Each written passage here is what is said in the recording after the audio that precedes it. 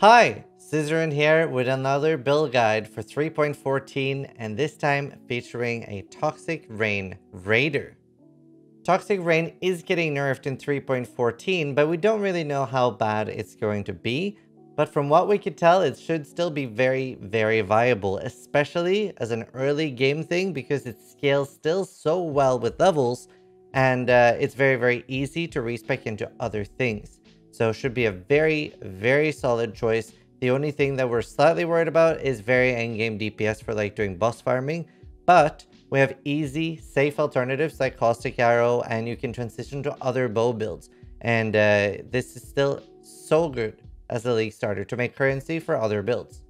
And in this video as well, you're going to see that our build guides have leveled up quite a bit. As always, make sure you're using the Path of Building community fork, and we'll attach a video in the description explaining more about how my guides work if you haven't followed one before.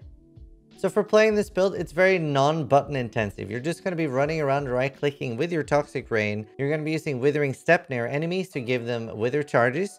And for bosses, you also have a Wither Totem that you're going to be summoning, which is, again, increasing the damage the boss takes. So it's a very straightforward and easy build to play with nothing particularly complicated.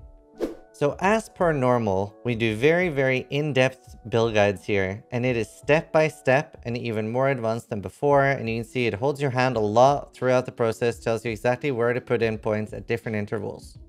And another thing to notice is that there is a little bit of a respec at level 92, but everything is included and pointed out easily here with some notes, etc.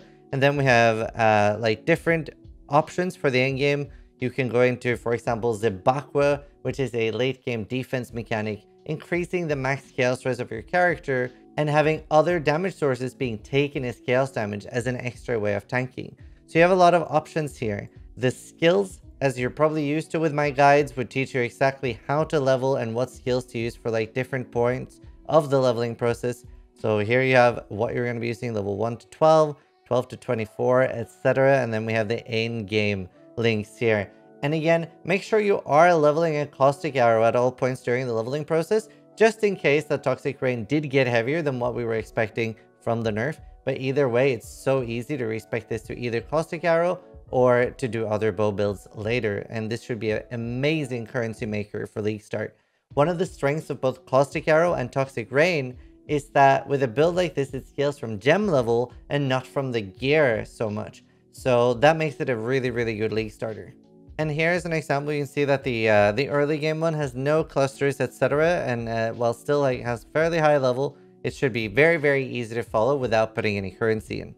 Now in the items, we've leveled it up quite a lot, whereas you can now see that we have a lot of different options, and it actually gets even better. On a lot of the items, there's now an extra description. Some will say that it has crafting guide in the notes. Some will have extra information on some of the items, like here on the enchants.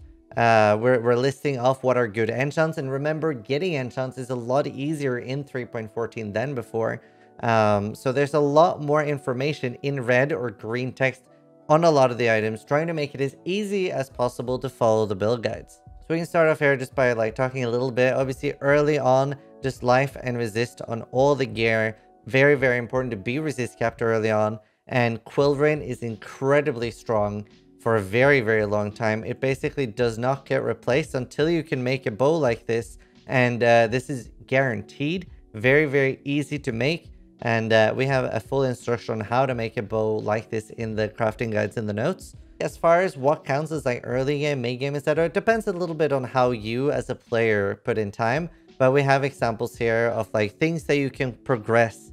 Like early game would be like what you would be looking at when you're entering maps, etc. And we have a lot of further scaling options here. And to talk a little bit about things like Dying Sun. Dying Sun, the thing about that is that AoE could end up being a bad thing on Toxic right now because we don't fully know the effect of the new AoE changes. For those that haven't read the patch notes, AoE now causes the pods of Toxic Rain, whenever you fire and the pods land, they will now be spread further apart.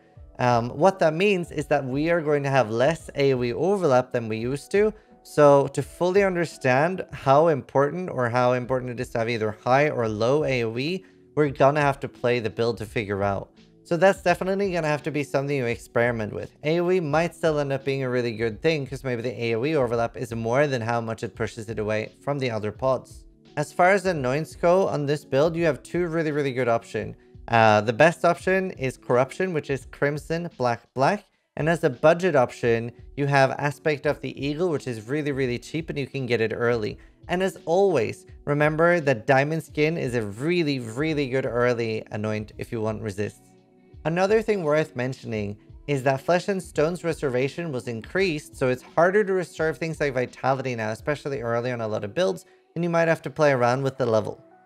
And the bandits for this build is, well, we kill them all. We want those skill points, so you're not helping any of them.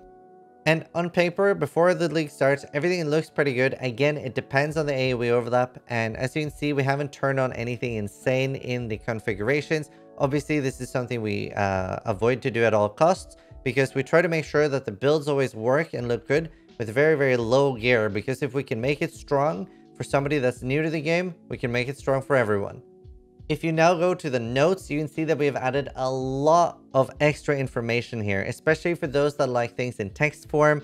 There's a lot of things that you can refer to if you're struggling with the build. If there's something you're stuck on, there's a lot of tips here.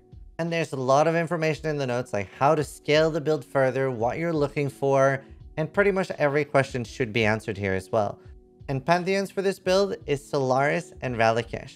Now, an important thing to note is that Ultimatum is sort of medium core. And by that I mean that whenever you're choosing if you're going to keep challenging yourself and making the mechanic harder, it's going to like punish you. If you're failing the encounter, you'll get punished and lose the reward. So because of that, this is a really good choice for a build because it has a large amount of damage and it's very tanky. So it should be great. And if you're currently a softcore player and you've not been previously bothering with your defenses, well, now might be the time to do that. So let's do the checklist of things that we try to solve for every build.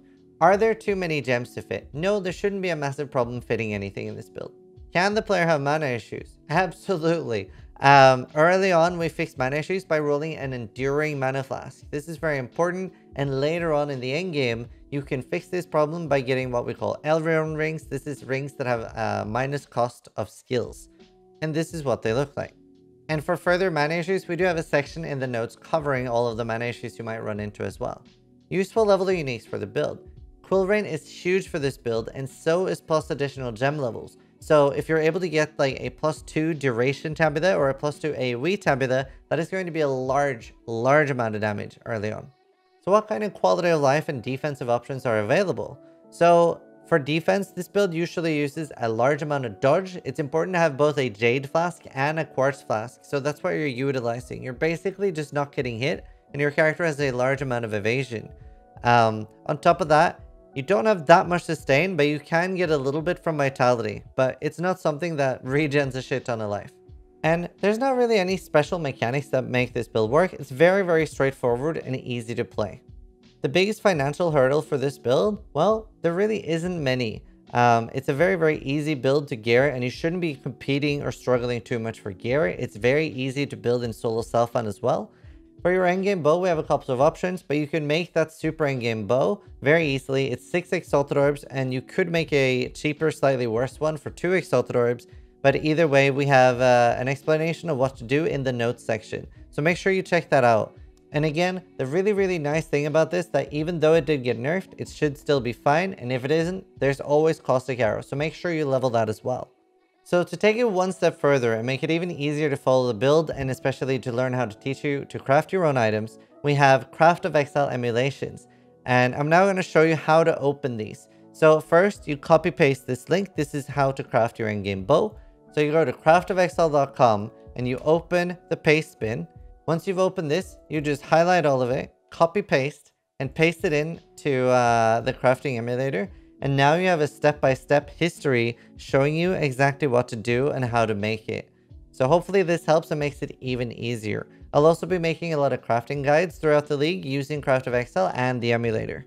So I hope you guys enjoyed the video. Organic put a shit ton of work into leveling up the build guides, and they should be so much better than before now. And I hope it helps you a lot in Ultimatum League and that you have a hell of a time and get the best items.